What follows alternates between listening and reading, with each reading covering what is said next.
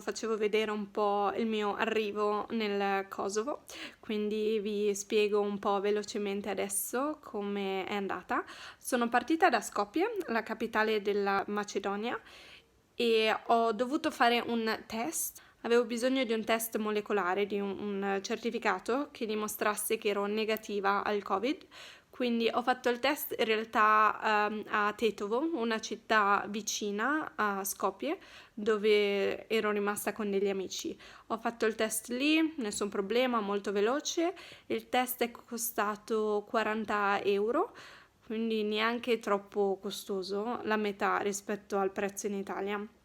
E ho ricevuto i risultati subito la sera stessa, quindi non è stato assolutamente nessun problema, molto facile prendere un appuntamento, molto veloce, risultati via email, anche i risultati in lingua inglese. Il giorno dopo sono partita da Skopje, ho preso un autobus, il viaggio è durato circa 3 ore e mezza.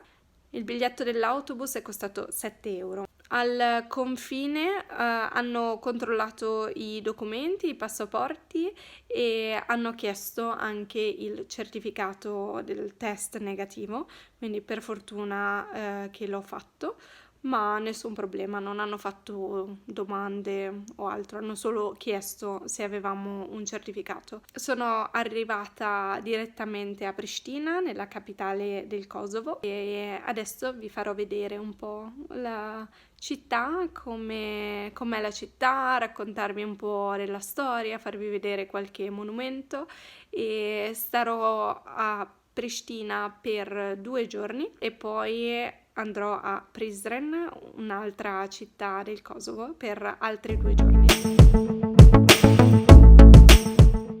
Sono nel museo del Kosovo. Il Kosovo è un paese molto molto giovane, quindi la storia non c'è tantissimo qua che si colleghi specificatamente al paese del Kosovo, ma ovviamente ci sono resti dell'era bizantina, dell'impero romano, quindi questi sono resti più di quell'era, di quando erano conquistati da altri paesi.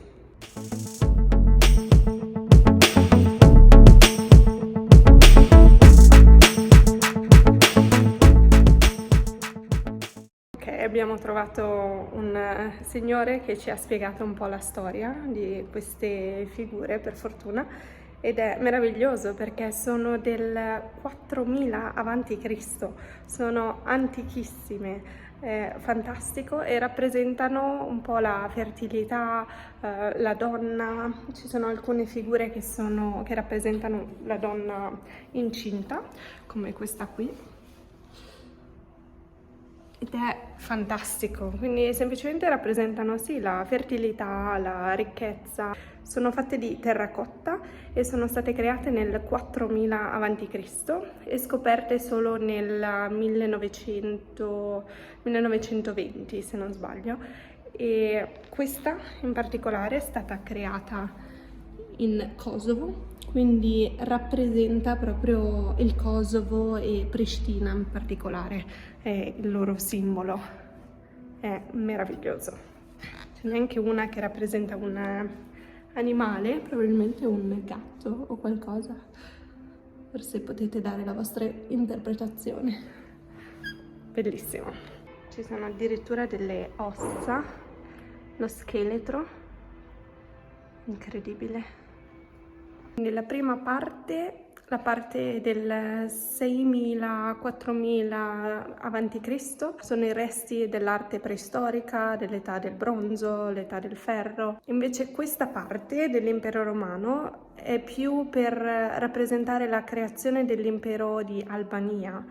E ovviamente il Kosovo non è un territorio molto antico, è più giovane. Il Kosovo come nazione è molto giovane, quindi tutti questi resti fanno parte della loro storia, ma non come stato del Kosovo, semplicemente il territorio.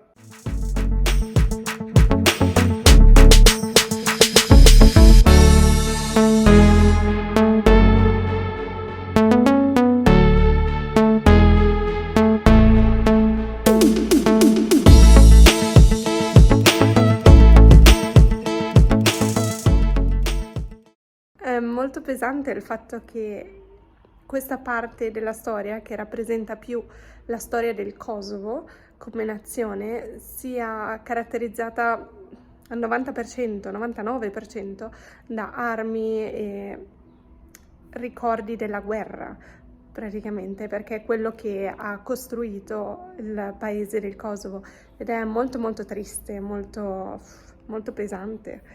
Però sì, è bello che dopo tutto questo, dopo tutti questi scontri, questi combattimenti, finalmente sia stata riconosciuta l'indipendenza del Kosovo, ma non da tutti ancora. Sono, mi sembra, 22 paesi su 27 dell'Unione Europea che riconoscono l'indipendenza del Kosovo. Non è riconosciuto dalla Spagna, la Grecia, Cipro e la Slovacchia.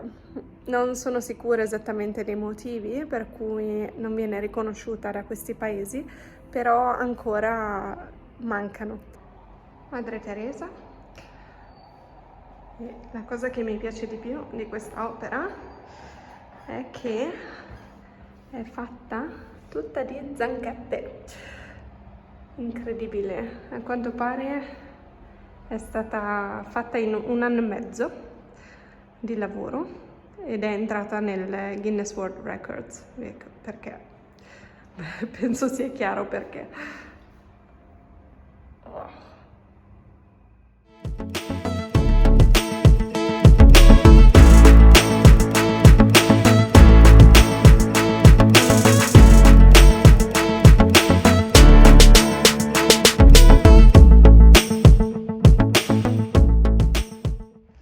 Questa è la libreria del Kosovo, molto strana.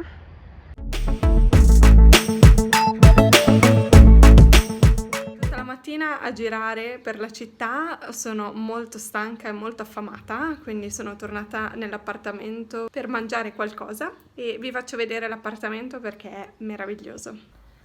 Questo è l'appartamento che ho trovato, era anche abbastanza economico, 25 euro a notte, ed è fantastico. Sembra un appartamento a Manhattan, a New York, no? Con questa meravigliosa vista.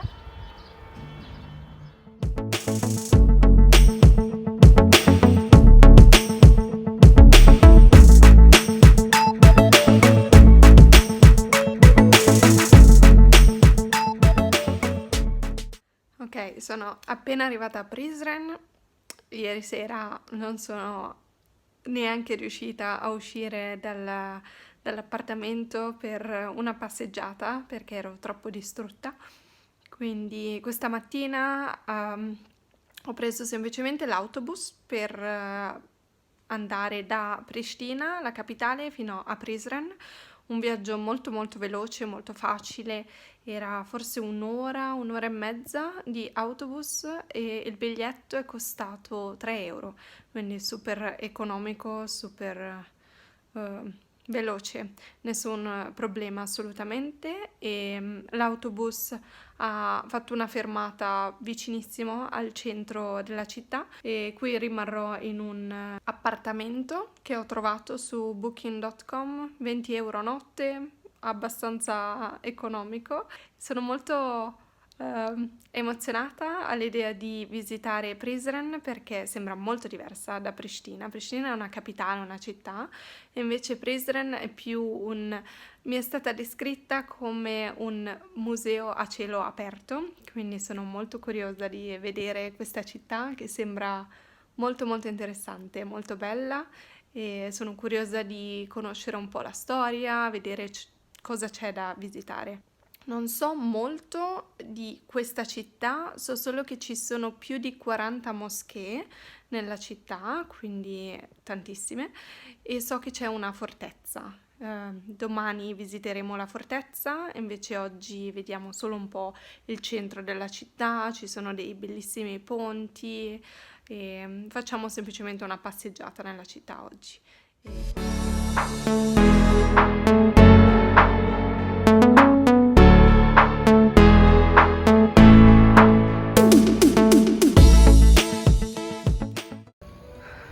Fino lassù, come amo camminare in salita. 1000 piedi. come mi sto divertendo.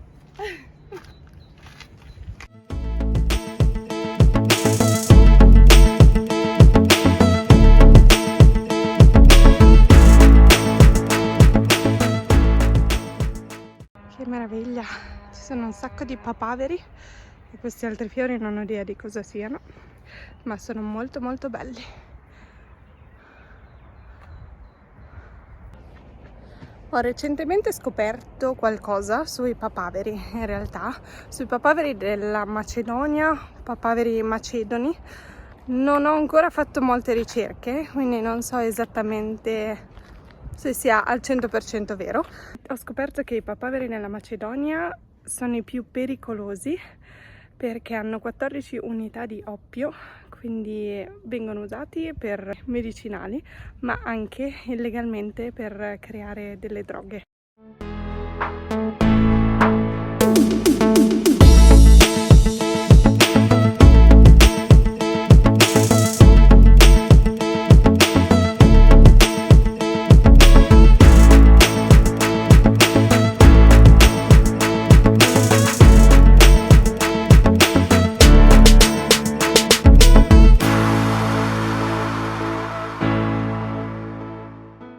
Questa fortezza è piuttosto antica. Le prime persone hanno iniziato a abitare qua intorno al 1100 a.C., ma è stata utilizzata come fortificazione soltanto tra il IV e il VI secolo d.C. Molto più grande di quanto immaginassi.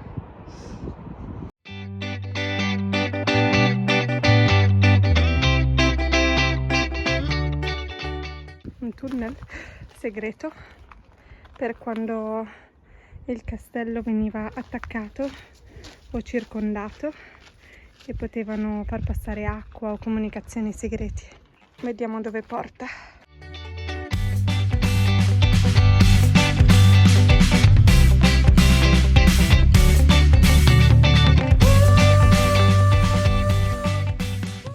Ok, chiaramente questo sentiero porta in mezzo al nulla, ma magari in teoria porterebbe al fiume ed è da lì che prendevano l'acqua da portare al castello, forse. Abbiamo esplorato un po' la fortezza, è meravigliosa, il panorama è molto bello sia da questo lato con la città sia dall'altro con le montagne, la valle, è bellissimo. Adesso voglio un po' esplorare al di fuori della fortezza, c'è un sentiero che porta un pochino sopra questa montagna, questa collina, e vediamo che cosa troviamo. Beh, è un sentiero molto molto carino, molto facile da fare e penso che sia il sentiero più lungo per arrivare alla fortezza, mentre quello che abbiamo preso per salire qua era quello più ripido ma molto più corto. C'è uno scoiattolo, è troppo lontano per riprenderlo, ma c'è uno scoiattolo molto grosso che sta saltando tra gli alberi. Ma un'altra cosa che volevo commentare era il fatto che ci sono finalmente dei cestini qua lungo il sentiero e sono molto sorpresa, è la prima volta che trovo dei cestini in un posto così e soprattutto in un posto naturale, in un posto frequentato ma non troppo. Una cosa che mi dispiace molto di queste zone dell'est Europa, soprattutto di Albania, Macedonia, Kosovo, i paesi che ho visitato in questi mesi, è che sono molto molto sporchi perché le persone non si prendono cura dell'ambiente e buttano cartacce, spazzatura in giro dappertutto e è una cosa molto molto triste perché i paesaggi sono bellissimi, cioè guardate qua, è meraviglioso e vengono un po' rovinati dalle persone. Vedo costantemente persone che lanciano bottiglie di plastica o carte per terra e mi dispiace molto, quindi sono molto felice di vedere che questo posto è quasi immacolato. Ovviamente si vedono cartacce ma non troppo, quindi mi piace molto.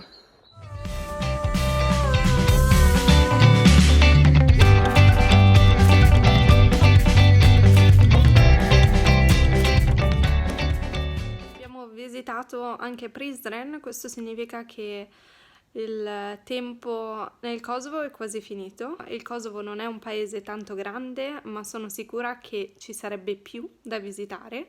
Mi sarebbe piaciuto avere una macchina per poter vedere altri posti, altre zone del Kosovo, altre città, magari altri paesi un po'